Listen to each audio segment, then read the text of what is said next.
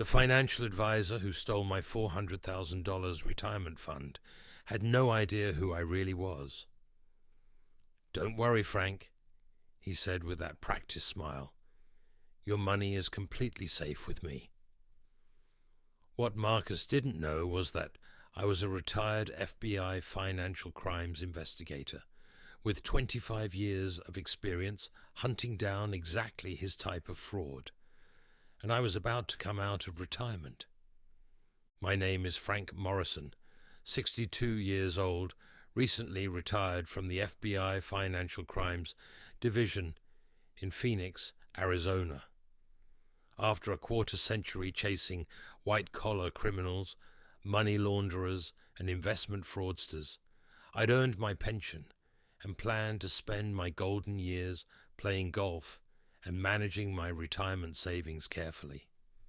My wife Helen had passed away 2 years earlier from cancer, leaving me with a modest but comfortable nest egg, $400,000 in various retirement accounts, the house we'd owned for 15 years, and enough Social Security to cover basic living expenses. It wasn't wealthy by Phoenix standards, but it was enough for a comfortable retirement if managed properly. That's where Marcus Williams came into the picture. I met Marcus at a retirement planning seminar in March 2022, 6 months after leaving the Bureau. The seminar was held at a upscale hotel in Scottsdale, targeting retirees and soon-to-be retirees in the Phoenix area. Marcus was the keynote speaker, a sharp-dressed man in his late 30s, with an easy smile and polished presentation skills.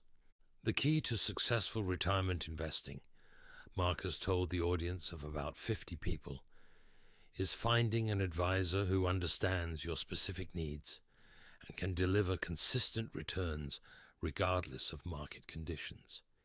He presented impressive charts showing how his clients had averaged 15% annual returns over the past 5 years, even during market downturns. While the S&P 500 struggled through volatility, Marcus's clients enjoyed steady, predictable growth. After the seminar, Marcus worked the room like a seasoned politician. When he approached me, his research was evident. "Mr. Morrison, I understand you recently retired from federal law enforcement. Congratulations on your service. I work with several retired agents and military personnel. You understand the importance of disciplined strategic thinking." I was impressed by his knowledge and professionalism. During our conversation, he demonstrated familiarity with federal retirement benefits, TSP rollovers, and the specific financial challenges facing retired law enforcement personnel. "I'd be happy to review your current portfolio at no charge," Marcus offered, "just to make sure you're positioned for optimal growth during retirement."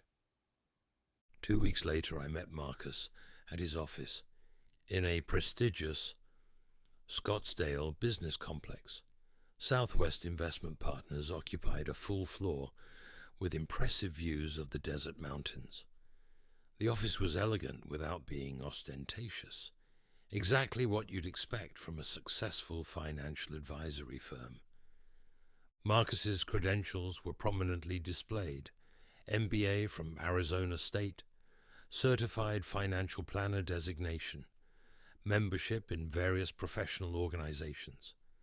Client testimonials covered one wall, praising Marcus's expertise and the consistent returns he delivered. During our meeting, Marcus reviewed my retirement accounts with the thoroughness I'd expect from a seasoned professional. He identified several areas where my current investments were underperforming and presented a detailed strategy for optimization. "Frank, your current portfolio is too conservative for your age and situation," Marcus explained. "You're 62, healthy, with potentially 25, 30 years of retirement ahead. You need growth, not just preservation." He showed me projections demonstrating how his recommended strategy could grow my $400,000 to over $800,000 by age 70, assuming his typical 15% annual returns. The key, Marcus said, is my exclusive access to private investment opportunities not available to the general public. These are institutional-grade investments, typically reserved for pension funds and endowments. The strategy made sense. My FBI training had taught me to be analytical and skeptical, but Marcus's presentation was thorough, professional, and backed by impressive historical performance data. I decided to start conservatively. In April 2022, I transferred $100,000 from my IRA to Marcus's management, keeping the remaining $300,000 in my existing accounts to see how he performed. The results were immediately impressive. By June, my $100,000 had grown to $112,000, a 12% return in just 2 months. Marcus's monthly statements were detailed and professional, showing exactly how my money was invested across various private equity funds and alternative investments. "Frank, this is exactly what I expected," Marcus said during our June meeting. "Your portfolio is positioned in some exceptionally strong opportunities. If you'd like to optimize further, we could move more of your assets under management." Based on the strong initial performance, I transferred another $150,000 in July. By September, my total account value showed $275,000, a 10% gain on the additional investment and continued growth in the original position. Marcus was becoming more than just my financial advisor. He was becoming a friend. We'd occasionally play golf together, and he'd invite me to client appreciation events where I met other satisfied investors, many of them retired professionals like myself. "Frank's one of our smartest clients," Marcus would tell other investors. 25 years with the FBI, he understands the importance of due diligence and strategic thinking.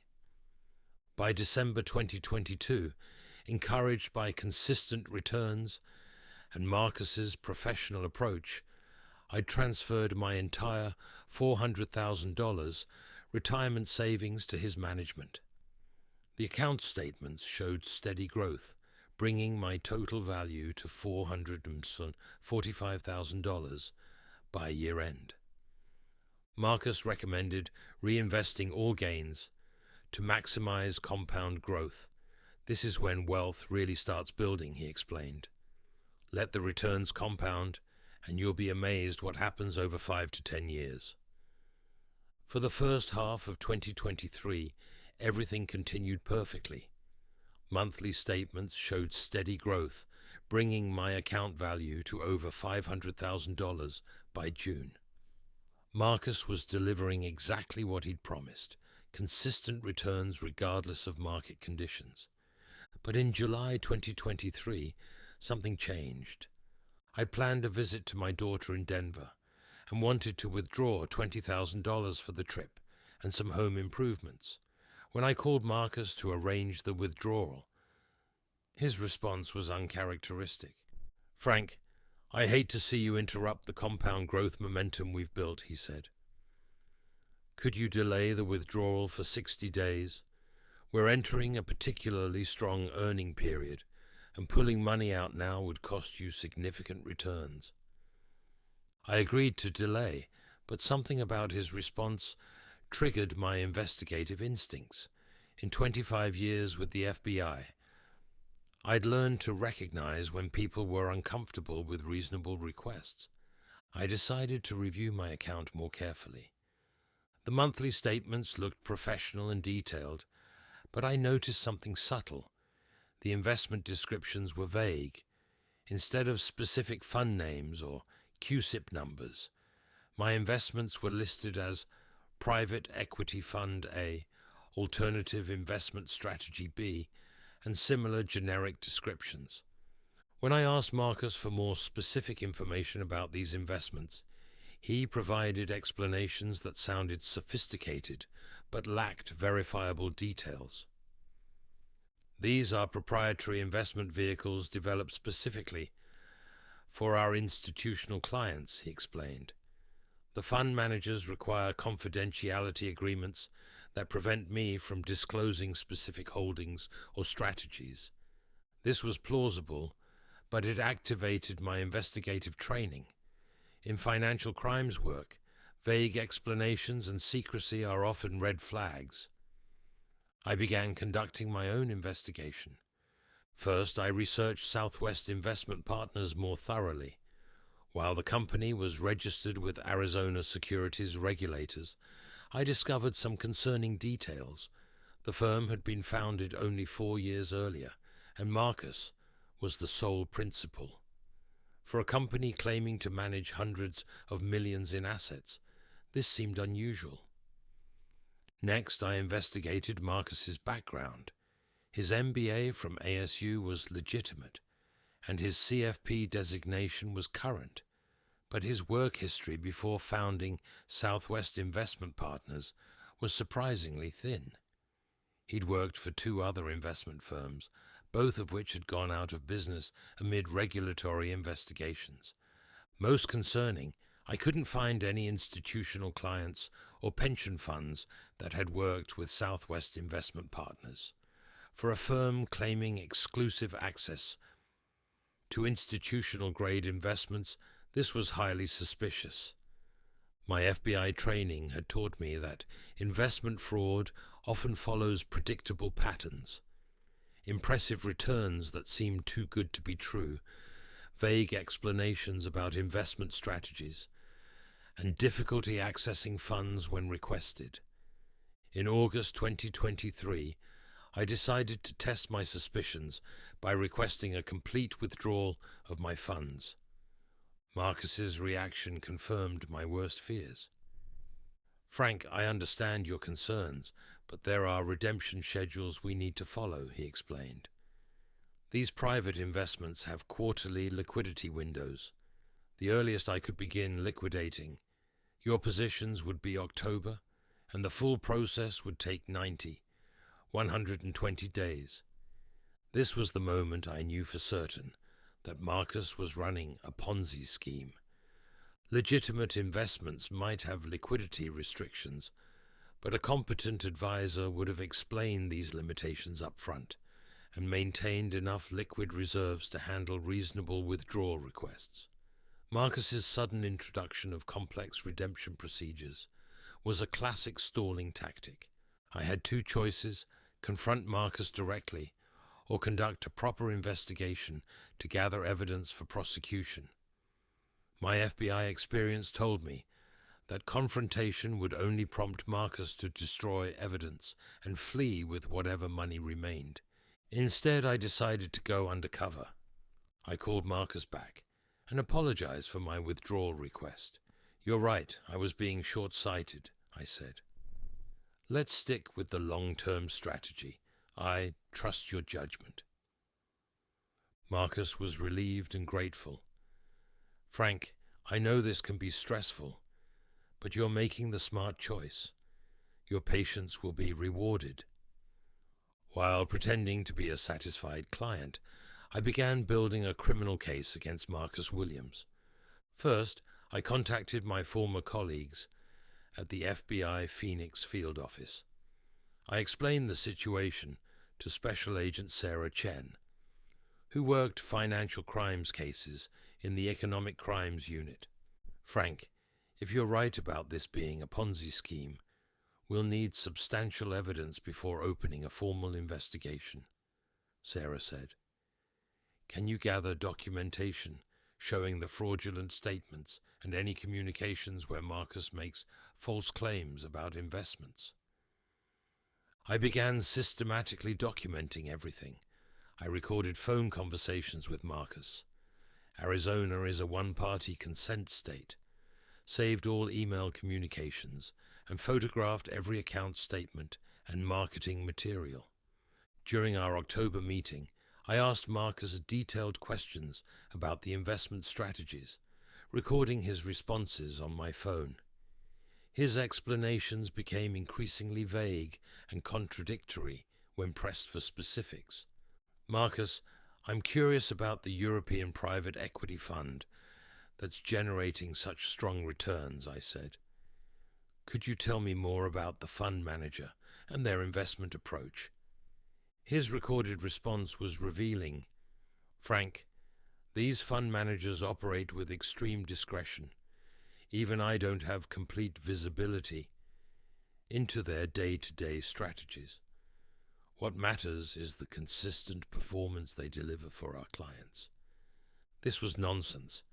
Any legitimate investment advisor would have detailed information about fund managers, investment strategies, and risk profiles. Marcus was essentially admitting that he had no idea what he was supposedly investing in. I also began investigating other clients. Through casual conversations at Marcus's client events, I discovered concerning patterns. Several clients mentioned difficulties withdrawing funds, unexpected processing delays, and vague explanations about market conditions affecting liquidity. One client, Robert Chen, no relation to Agent Chen, confided that he'd been trying to withdraw $50,000 for 3 months. "Marcus keeps saying there are paperwork issues and regulatory delays," Robert said. "It's frustrating, but I trust that he'll work it out." By November 2023, I had assembled compelling evidence of a sophisticated Ponzi scheme. Marcus was using new investor money to pay returns to existing clients, creating the illusion of legitimate investment gains. The private equity funds and alternative investments listed on statements were entirely fictional. Client money was being diverted to Marcus's personal accounts to fund a luxury lifestyle, including a new Porsche, expensive golf club memberships, and a second home in Sedona. I estimated that Marcus had defrauded at least 40 clients out of approximately $8 million, with the scheme growing rapidly as he attracted new investors with fake returns. In December 2023, I formally presented my evidence to Agent Chen and the FBI Economic Crimes Unit. "Frank, this is exceptional work," Agent Chen said after reviewing my documentation. "You've built a stronger case than most of our agents could develop in months of investigation." The FBI opened a formal investigation, with me continuing to work undercover while agents conducted surveillance and financial analysis. They discovered that Marcus was operating similar schemes in Nevada and California under different company names. The investigation revealed that Marcus Williams wasn't even his real name. His actual identity was Michael Watson, and he had previous fraud convictions in Texas and Florida. He'd been using false credentials and fabricated investment track records to attract victims across the Southwest. By February 2024, the FBI had gathered enough evidence for arrest warrants and asset seizure orders. The coordinated takedown involved agents in 3 states and resulted in the seizure of over $2 million in assets, including luxury vehicles, real estate, and bank accounts. Marcus was arrested at his Scottsdale office on February 14, 2024, charged with mail fraud, wire fraud, securities fraud, and money laundering. The arrest was coordinated with similar operations in Las Vegas and Los Angeles, taking down his entire network. The moment I'd been waiting for came during Marcus's arrest. As FBI agents placed him in handcuffs, Agent Chen introduced me properly. "Mr. Watson, I'd like you to meet Frank Morrison, retired FBI special agent, and the person who uncovered your entire operation." The look of shock and realization on Marcus's face was worth every dollar he'd stolen. He'd spent months treating me as a confused old man, while I systematically documented every aspect of his criminal enterprise. "You son of a bitch," he said, his polished facade finally cracking. "You played me."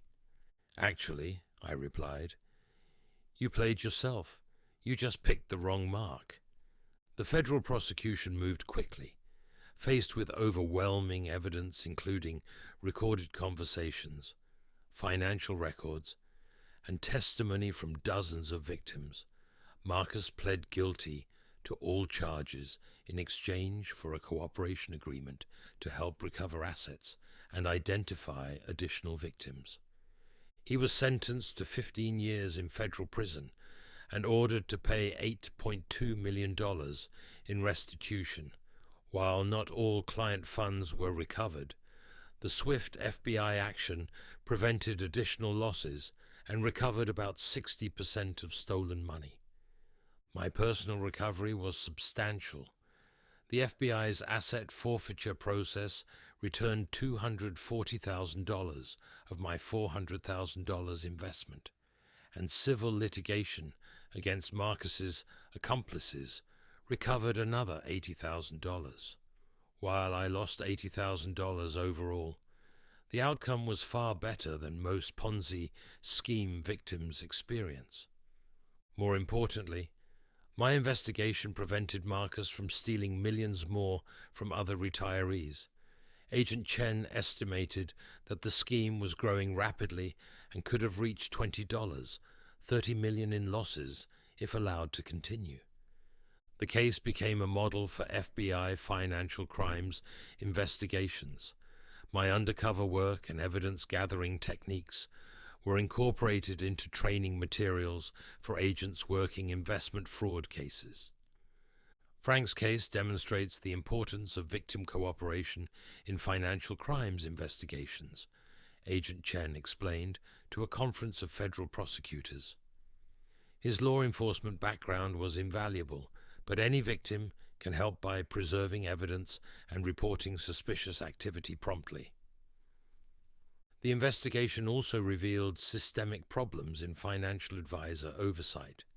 Marcus had been able to operate across multiple states using false credentials and fabricated performance records because regulatory databases weren't properly integrated. My case prompted policy changes requiring enhanced background checks for investment advisors and improved coordination between state securities regulators. But the most satisfying outcome was personal. During Marcus's sentencing hearing, I was invited to provide a victim impact statement. "Your Honor," I said, addressing the federal judge, "Marcus Williams targeted retirees because he thought we were easy marks, confused, trusting, and unlikely to fight back. He was wrong about that. Justice isn't just about punishment. It's about protecting other potential victims from predators who exploit trust and vulnerability." After the hearing, several other victims thanked me for my investigation work. Many of them had suspected something was wrong, but didn't know how to respond or gather evidence. "Frank, you gave us our dignity back," one client told me. "Marcus made us feel stupid for trusting him. You showed us that we weren't the problem. He was..." Today, 2 years after Marcus's arrest, I continue working with the FBI on financial crimes cases as a consultant. My experience as both investigator and victim provides unique perspective on investment fraud prevention and prosecution. I also speak regularly at retirement planning seminars, sharing warning signs of investment fraud and encouraging retirees to trust their instincts when something seems too good to be true. If I can be fooled initially, I tell audiences, anyone can. The key is recognizing red flags early and knowing how to respond. My key warning signs for potential investment fraud include promises of consistent, high returns regardless of market conditions, Legitimate investments fluctuate with market forces.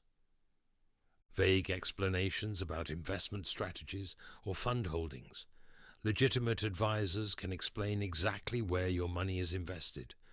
Difficulty withdrawing funds or unexpected redemption restrictions. Your money should be accessible when you need it. Pressure to reinvest returns instead of taking distributions. Fraudsters need constant cash flow to maintain their schemes. Advisors who seem to live beyond their apparent means. Legitimate advisors earn fees, not client money.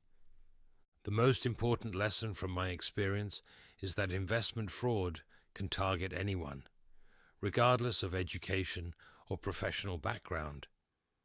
Marcus was sophisticated, professional, and convincing.